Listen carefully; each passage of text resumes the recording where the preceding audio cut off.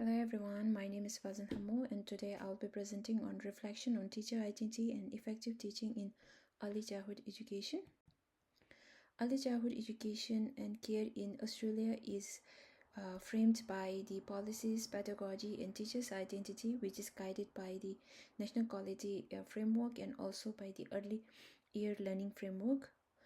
However, effective teaching is beyond this compliance, that is, it requires the reflection, strong relationship, and clear sense of teacher identity. What is effective teaching? Effective teaching is creating an inclusive, supportive, and the safe environment. It is also a play-based learning that is guided by the intentional teaching, and it also builds the partnership with the families to strengthen the continuity of care. And it is also the ethics and the child protection that ensure the every children's rights are respected. My personal reflections, my own understanding on the effective teaching is from one teacher during my primary school who inspired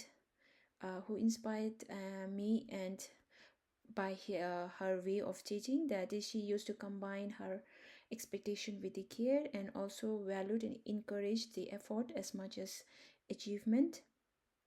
And this reflects the EYLF's principle of belonging and resilience.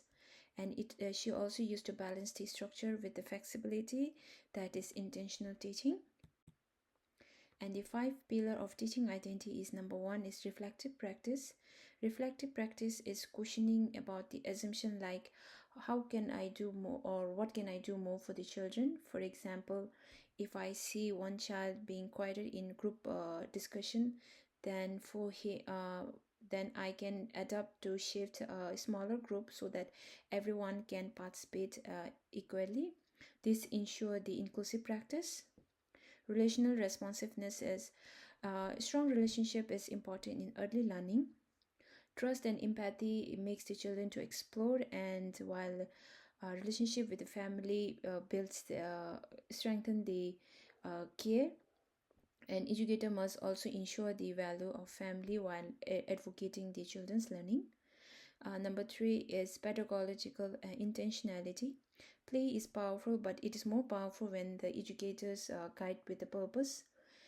Children's play is extended through cushioning and scaffolding.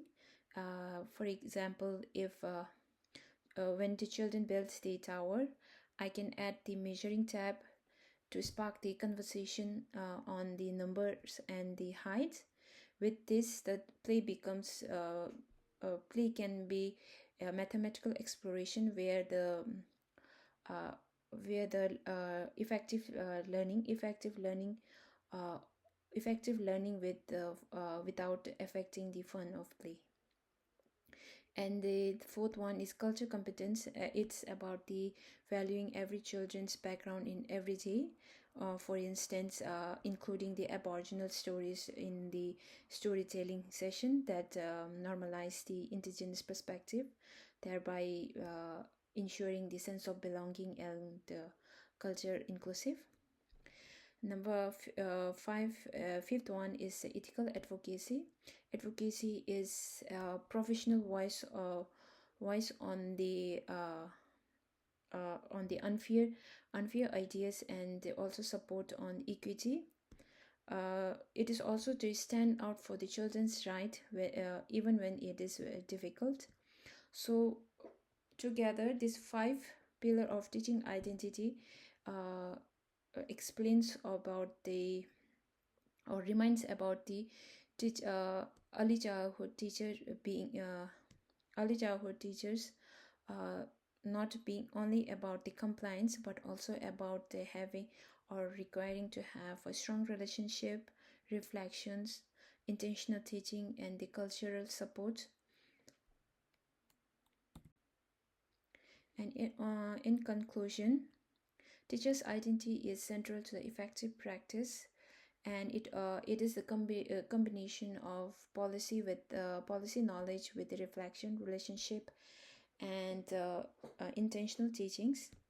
The effective teaching school is to nurture the belongings, resilience, and equity for every children, which who values they teach students of being capable.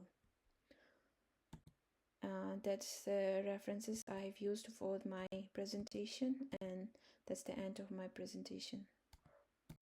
Thank you.